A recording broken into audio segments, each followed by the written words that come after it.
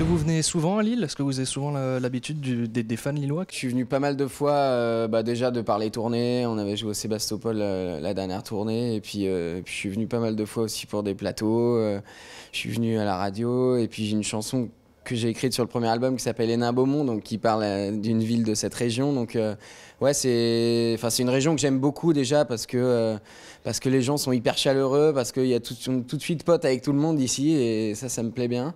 Il y a une espèce de proximité avec les gens qui est très agréable, et aussi les gens aiment bien sortir, aiment bien aller au concert, donc c'est souvent un des endroits préférés, ouais, pour les tournées avec la Bretagne et la Corse, mais pour d'autres raisons. Expliquez-moi un petit peu Les Oubliés. Ouais. C'est une thématique qui, je pense, vous est chère. Ouais, l'album s'appelle Les Oubliés, donc forcément c'est une chanson qui est importante pour moi dans cet album-là. C'est une chanson d'aujourd'hui, une chanson sociale qui est née d'une histoire vraie, d'une école qui était menacée de fermeture, qui a fini par fermer, et j'ai raconté un peu l'histoire de ce qui s'est passé dans ce village-là, et des souvenirs d'enfance qu'on peut avoir à l'école, de ce que ça entraîne aussi, une fermeture d'école. C'est pas que l'école qui ferme, c'est aussi toute la vie du village qui est perturbée. On est les oubliés, la campagne, les paumés, les trop loin de Paris.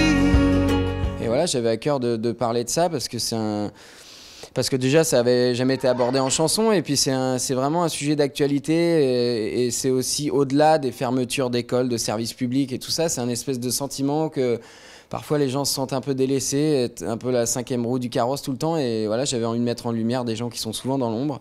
J'ai grandi à la campagne et je suis fils de prof, donc voilà, je me sentais légitime pour écrire là-dessus. Et puis après, dans l'album, il y a plein d'autres sujets très différents, des chansons d'amour, d'amitié, des chansons plus légères, mais il y a aussi des chansons sociales.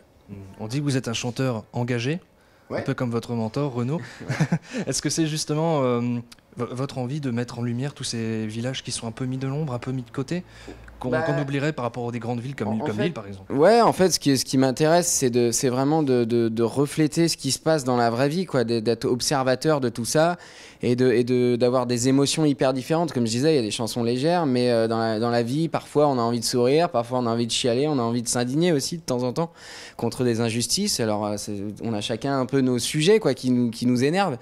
Mais voilà, moi j'essaye de le faire en chanson et de pas me mettre de barrière quand je commence à écrire. Et voilà, si ça peut donner de l'espoir à des gens ou toucher des gens, voilà, c'est que la chanson est réussie. Et qu'est-ce que vous en pensez justement? Si on pouvait faire un parallèle entre les oubliés, les villages oubliés, et là on est à la braderie. C'est un peu des objets qui ont été oubliés, qui vont avoir une seconde vie. Qu'est-ce que vous en pensez? Ça pourrait être une belle chanson, justement, un objet qui passerait de famille en famille. J'avais commencé d'ailleurs à écrire une chanson sur une pièce de monnaie qui allait dans un peu plein de pantalons très différents, et finalement chez des personnes souvent très différentes, et ouais, ça pourrait être une belle chanson, je trouve.